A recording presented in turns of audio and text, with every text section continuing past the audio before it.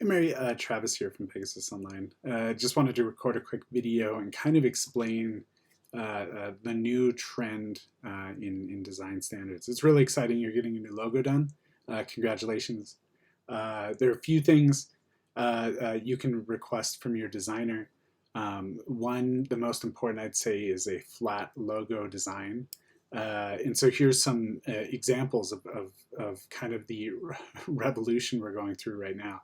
So uh, you can see here with Apple, they've been flat before, and then they moved into what is called an ultra realism logo. This is actually called a plastic design. They went flat again, then they went back to plastic again, and then they're flat again. If you look at Pepsi, uh, they were ultra real in 2003 and then moved back to flat. Netflix, ultra real. They have these 3D letters with a gradient or a drop shadow. Drop shadows are a very dated method. If you have any drop shadows or gradients within your logo, you risk your website looking out of date. And we want to give you the most modern website example that we can. Let me kind of scroll through. BMW changed their logo. This is now the new BMW logo. Here's the old one, and here's the new one. And so you can see ultra real, where this had some 3D effects and things like that, and now the new logo. Volkswagen, same deal. Oops. Volkswagen, exact same deal. They went flat. MasterCard, here's another example. They were flat before, but they had this drop shadow behind MasterCard, and they removed that. So now it's just three colors, essentially flat text. MSN, three-dimensional, very neat stylized butterfly. They scrapped that and moved to this. Google has made that transition. Yahoo made that transition. At the top here, I saw a few. If you look at this, Warner Brothers, they've always had this ultra realistic golden logo look. They've moved to this flat blue. This logo here, moved. This logo, moved. This logo, they moved. Starbucks, they had more realism at the beginning, obviously. They've always stayed very flat. And the reason flat is good is because you can set up colors that are your brand and nobody else can touch those. These are the Starbucks greens you can see. These are the BMW blues. Same with Pepsi, they have those colors. Here's a Firefox, ultra realistic, now flat. Taco Bell, we remember their old logo, now flat. Same with Pandora. Instagram, they went for a different approach. They're using very hyper, and this is a modern style, but this is the old logo, very realistic, and now this is their new logo.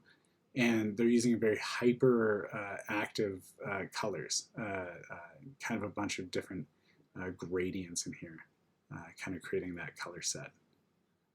Let me kind of move through. Here's the old Gap logo, the new Gap logo, old MasterCard, new MasterCard. You can see here a bunch of flat logos. So the flat design is definitely, here's the new Nissan logo. Here it is, the old logo next to the new logo. So here's the old and here's the new. So you can kind of get an idea of where everybody's going. So that's one important thing I wanted to talk about.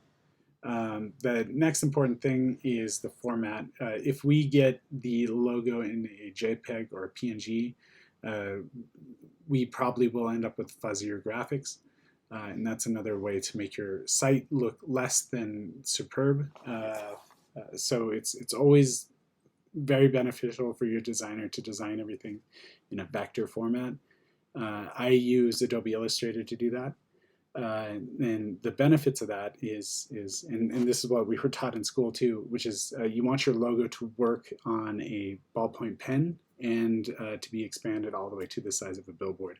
And the only way you can do that is using a vector format, something that can create an EPS or an AI file. And it needs to be designed using the vector software in Adobe Illustrator is what I'd recommend. If you use Photoshop, it will be a raster format. Photoshop only creates raster formats, so it would be very, very, very limited. Oftentimes we ask people for an AI or an EPS format. They'll send us an EPS and it was designed in Photoshop, and it is incredibly limiting. We can't size it, we can't invert it, we can't change the colors and do things like that unless we alter the Photoshop document. And that's kind of a bag of worms on its own. So we just recommend using the industry standard vector formats for your logos.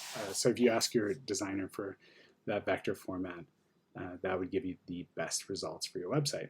Everything that your logo will have in it, so if it has any type of shading or anything like that, we're going to have to put that in your website just to make it look like it was actually designed around your logo. So we'd recommend no shading, no drop shadows, no gradients, just flat, just like this. Or see the nets here? That's how they did it. And you can create a three-dimensional effect using flat logo design. You can see here that they have, this sense of three-dimensional pieces here, but these are all flat colors. That's very much the standard for this. So we highly, highly, highly recommend just staying with a flat logo, just like this, and avoiding anything that looks kind of like that. So I hope this helps. Let me know if you have any questions. I'm always happy to answer any. Other than that, have a good rest of your day. Thanks. Bye.